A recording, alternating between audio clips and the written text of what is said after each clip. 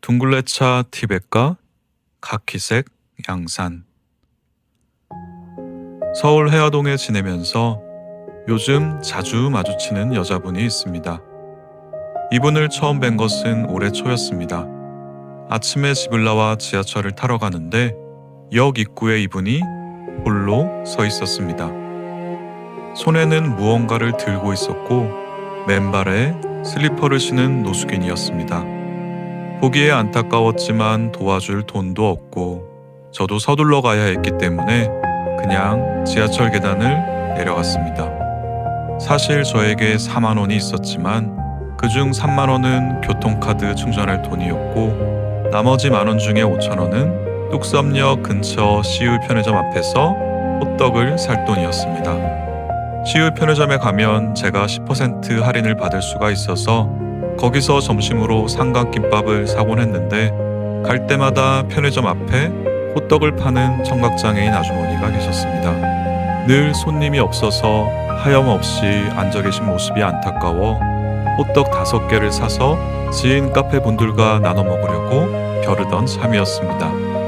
그래서 그 돈을 노숙인께 드릴 수는 없었고 그냥 지하철 계단을 내려갔습니다.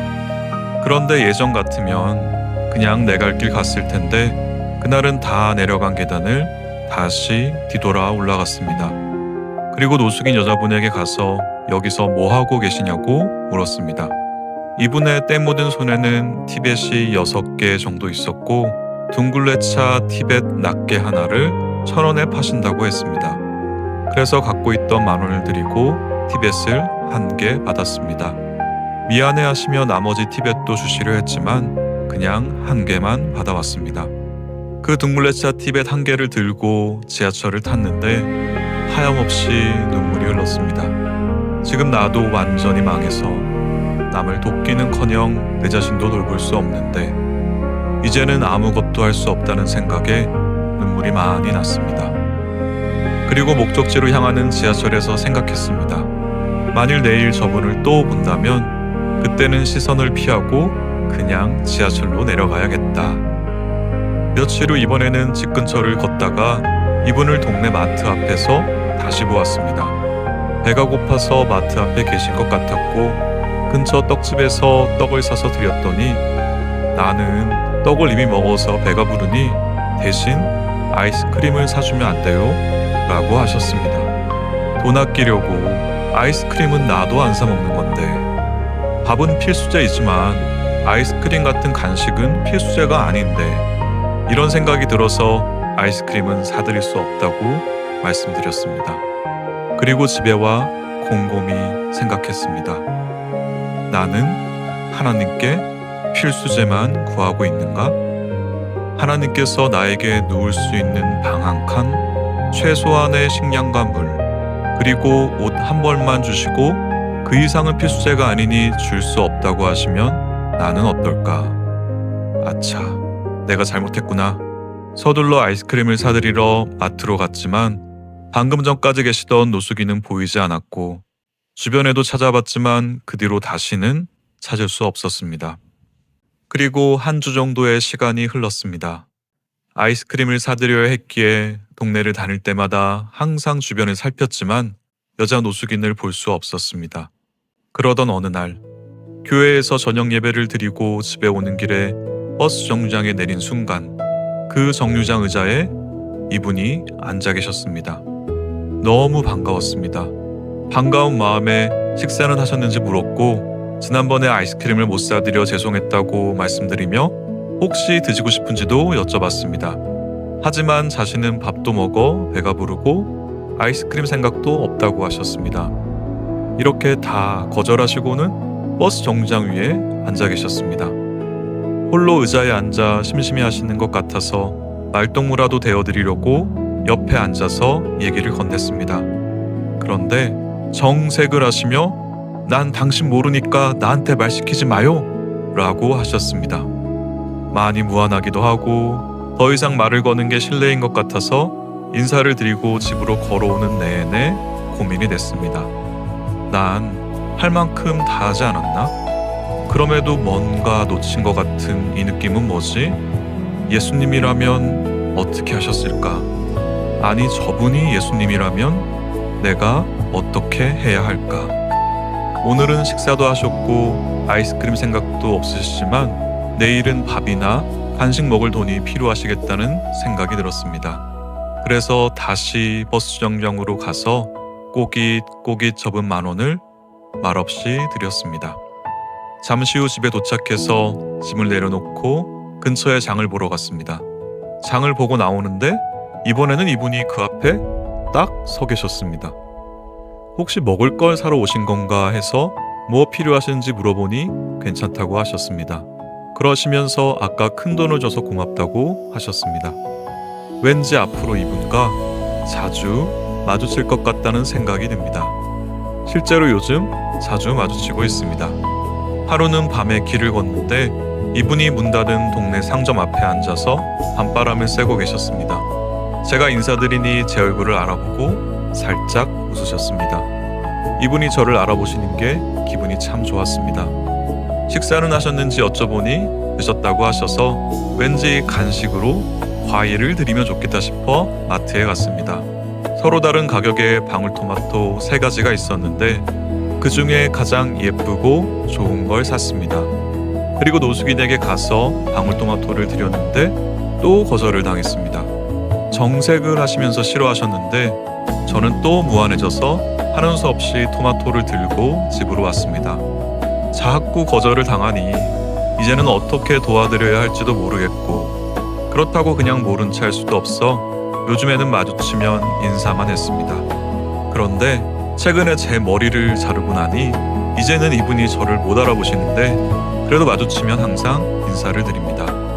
마주치지는 않았지만 이분이 멀리 계신 것을 본 것도 여러 차례 있습니다. 더운 여름밤에는 시원한 은행 ATM 건물 안에 계셨고 비 오는 날에는 상점 천막 아래에서 이분만의 리듬을 타며 좌우로 고개를 흔들고 계셨습니다. 그리고 어떤 날씨에도 항상 똑같은 카키색 겉옷을 입고 계셨습니다. 며칠 전에도 이분을 마주치자 인사를 드렸는데 저를 알아보고 살짝 시크하게 웃으셨습니다. 그렇게 인사만 드리고 횡단보도에서 신호를 기다리는데 뜻밖에도 이번에는 이분이 먼저 다가와 말씀하셨습니다. 저 양산 좀 사주시면 안 돼요? 네, 사드릴게요. 양산 어디서 파나요? 저기 편의점에라도 가볼까요?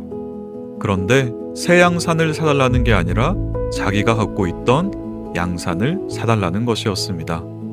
그러면서 뭔가 가득 찬 가방 속에 꽁꽁 묶은 비닐봉지를 풀며 양산을 꺼내려고 하셨습니다. 저는 남자라서 양산이 필요 없어요. 안 꺼내셔도 돼요. 라고 말씀드리고 이분 주머니에 10,000원짜리 하나를 넣어드리고 재빨리 횡단보도를 향했습니다. 이분이 가방 안에 꽁꽁 묶은 비닐봉지에서 양산을 꺼내기까지는 꽤 오랜 시간이 걸렸습니다. 하지만 불행하게도 신호등 신호 바뀌는 데에는 더 오랜 시간이 걸렸고 제가 신호를 기다리는 그 사이에 이분이 양산을 꺼내 들고 오셨습니다. 저 진짜 양산 필요 없어요. 안 주셔도 돼요. 라고 했지만 그냥 좀 가져가요. 라며 이분이 때를 쓰셨습니다. 양산을 받는 게 이분을 배려하는 것 같아 더 이상 거절하지 못하고 받았습니다. 이분 겉옷처럼 카키색 중고 양산이었습니다. 돈으로는 살 수 없는 세상에 하나밖에 없는 양산. 졸지의 저에게는 양산이 생겼습니다.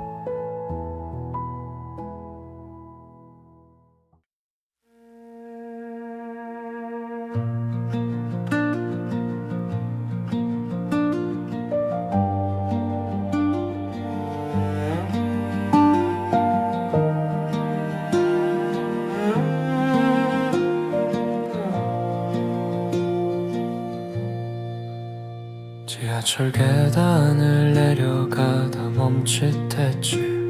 내 주머니 속 10,000원과 너의 둥글레차 호떡을 살까 고민하던 나의 가난한 계산들. 그때 나는 몰랐어 낡은 슬리퍼의 무게를. 아이스크림은 필수제가 아니라고 했지. 그건 사치라고 내 논리로 너를 재단했어. 하나님이 나에게 물으시니 내가 너에게 준 숨결은 필수제였더냐. 아, 나는 틀렸습니다. 나는 오만했습니다. 내게 주어진 건 생존이 아닌 사랑이었네. 계산할 수 없는 은혜가 비처럼 내리네. 필수제만 구하던 나의 좁은 방 위로 당신의 자비가 그 과분한 햇살이 비치네.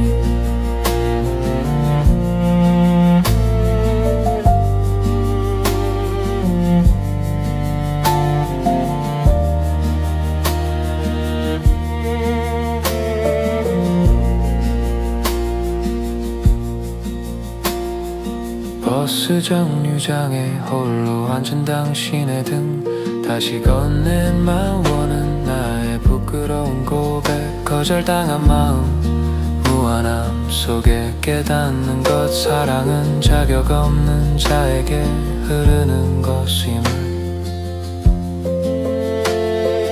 비오는 날 상점 앞 흔들리던 고개 변함없는 그 카키색 낡은 외투처럼 우리는 서로의 광야에서 떨고 있었나. 나의 오만을 덮어줄 무언가 필요했나.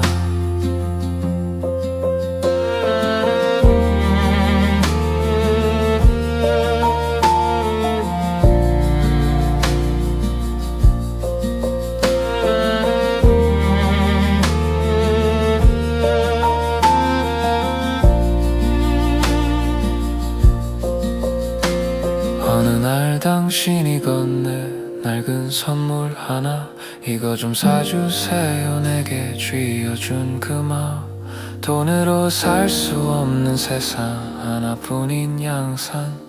내가 드린 건 만원, 내가 받은 건 9원. 내게 주어진 건 생존이 아닌 사랑이었네. 계산할 수 없는 은혜가 비처럼 내리네. 필수제만 구하던 나의 좁은 방 위로 당신의 자비가 그 과분한 햇살이 비치네.